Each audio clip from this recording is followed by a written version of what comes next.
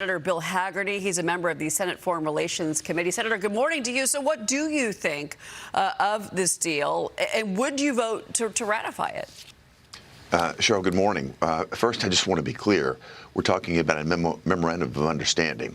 This isn't a treaty that's ready for congressional approval at this point, but I'm certain that we're all waiting to see the exact details on Friday. I've spoken with the White House about what's in the bill. I'm confident that there certainly are going to be zero taxpayer dollars that are going to go to the Iranians. And frankly, even the Iranians' own money not going to be made free and available to them until they perform specific, verifiable steps to move toward denuclearization. One thing I'd like to make clear, Cheryl, and this is a very big distinction that seems to be getting missed very often. President Obama and the JCPOA basically bribed and paid off the Iranian regime to foment terrorism. That's exactly what they did with the money. President Trump is making the Iranian regime pay for the fact that they've been conducting terrorism. This is a fundamentally different deal, and they're in a fundamentally different place. Their nuclear program is at the bottom of a mountain. Their Navy is at the bottom of the sea. Their air cover is gone. They're in a very different and much weaker place, and the Strait of Hormuz is going to be open.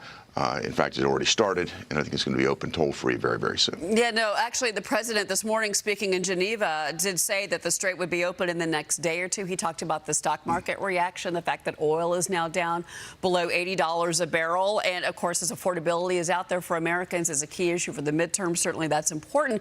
But, you know, it's interesting because he was asked by a reporter about this, this report that there's the $300 billion is going to be, given to the Iranians. He said that is fake news. That is a false story. At the same time, how does the administration, how do you and your colleagues on the Hill, make sure that the Iranians hold up their part of the deal? This is Iran, and nobody's been more vocal about how you cannot trust the Iranians than the Secretary of State. Well, I think that Secretary of State and Jared Kushner, Steve Witkoff have all been clear that whatever we do in terms of allowing investment into Iran has got to be verifiable and clear. And I'll be clear about this as well, Cheryl. You know this from your business background. The investment community is not going to go into Iran until it becomes an investable nation. That's going to require rule of law. That's going to require clarity and certainty. That does not exist today. That's market pressure that would be exerted on Iran before there's any type of economic development that would be undertaken. I think there's definitely interest in the region to see Iran move into an economy that's much more market-based. But this regime is going to have to perform. And I think from everything that I'm hearing, what we'll see on Friday are details of this MOU that will demonstrate performance targets. As those targets are met, more opportunities will be made available to Iran. Well, the president did say, Senator, this morning, he did make a comment. He's going to be having a press conference around 10 a.m. Eastern time today, and he did say that he would likely be reading part of this deal and letting the American people decide. He said, I'd rather have it come from me than be misreported and misconstrued by the mainstream media. So we'll see what the president has to say this morning. Senator, I have many more questions for you, though, because there's still a lot of lingering concerns about what the Senate is going to do with the Clarity Act and if it's going to see a full vote before the recess in August. North Dakota Senator Kevin Cramer joined Maria yesterday on the topic. Listen to what he told her. We do have to get it right, and I don't think it's quite there. I'm with you. I don't see how we get it done before July 4th recess for sure. Perhaps after the July 4th recess before August, but even that's going to be a heavy lift. But we're very close. We did pass it with a bipartisan vote out of the committee, and there are Democrats that want to get on board once we deal with a couple things like ethics and some of the illicit finance rules that we have to get straightened out. We're talking about the rewards issue. That's right. But that's not the only issue holding this up, right? Democrats want to ban government employees, including the president and his family, from crypto endeavors. The president's not going to back that. One of the things that Democrats are never going to accept, and that is that we have a business person as the president of the United States. He didn't come up through the ranks. He wasn't a state legislator or a bureaucrat or even a member of Congress.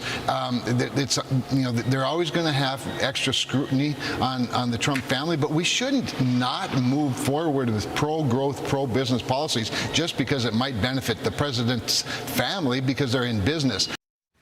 Senator, your thoughts? Well, one, Kevin Cramer is a great colleague, and I think he did a very good job of articulating some of the challenges. But if you think about where the Clarity Act is taking us, it's creating the type of certainty that's necessary to bring the entire digital asset framework into full-blown opportunity here in America. If you look back at the Genius Act that I authored, that brought America into the digital payments arena. We now are in a position where America will continue to lead as the reserve currency of the world because we now have a reserve digital dollar that's backed dollar for dollar by short-term U.S. Treasury securities. As we move more broadly into the arena, digital assets have a much more varied use. We've dealt with it, I think, to a large extent. And I'm with Kevin Cramer. We need to get this done. It's important to get it done. It's critical to maintain America's innovation edge. From a process standpoint, I think he's likely right. This is something that will be more a matter of focus after the 4th of July recess period. But I certainly hope to see it done before the end of July. All right. We're going to be watching that certainly very closely, as the markets will. Now, Secretary of War Pete Hegseth did meet with Republican senators on the Hill yesterday, talking about the potential of a reconciliation 3.0 package. Now, President Trump urged Congress to pass additional defense spending, bringing the Pentagon's budget to $1.5 trillion. Capitol Hill, by the way, you're just 2 weeks away from the August recess, as we've been talking about. Republicans are now warning these Democrats, that they're going to keep trying to interfere with the president's agenda. Many of your colleagues have said that. And, outgoing Texas Senator John Cornyn said that Democrats right now are threatening, basically, they're going to shut down the government, not cooperate in any sort of defense funding at all. Senator, this is very disconcerting considering where we're at with the Middle East. Do you think that a third reconciliation bill is the way to go here? And also, did you happen to speak with the Secretary of War yesterday? Cheryl, I didn't speak with Secretary Hegseth yesterday, but I am very much, eyes wide open on where the Democrats have been. They have been entirely reckless. Record shutdowns last year. They were willing to shut down our border. They were willing to shut down Homeland Security. Thank God the FBI was able to break up the activity around the UFC event on Sunday, or we would have had another horrendous event because of the recklessness of the Democrats and their unwillingness to fund even Homeland Security at a time when we were having major operations in the Middle East, and the Biden administration allowed over 700 Iranian nationals that they identified. They released them into the country and let them go. We have major homeland threats that we need to be addressing. The Democrats have demonstrated they have no interest in producing anything other than chaos. So I think as you look at that, the only procedural tool we have available to us that we can do without Democrat support, because we're not going to get it, is another reconciliation bill. And if we want to deal with the defense needs that I'm sure are very real, even taking components of the Save America Act and budgetizing those in a way that we can put that into the reconciliation bill. A number of items that we need to get done, the Democrats will not support. I'm all in favor of proceeding along these lines. Interesting on the Save America Act. That's a very interesting plan coming from you, Senator. We're going to be watching that. We know it's important to the president. Very important. Senator Hagerty. It's important to the American public. Yeah, absolutely. To safe and secure elections. Senator Hagerty, thank you so much. It's great to see you as always.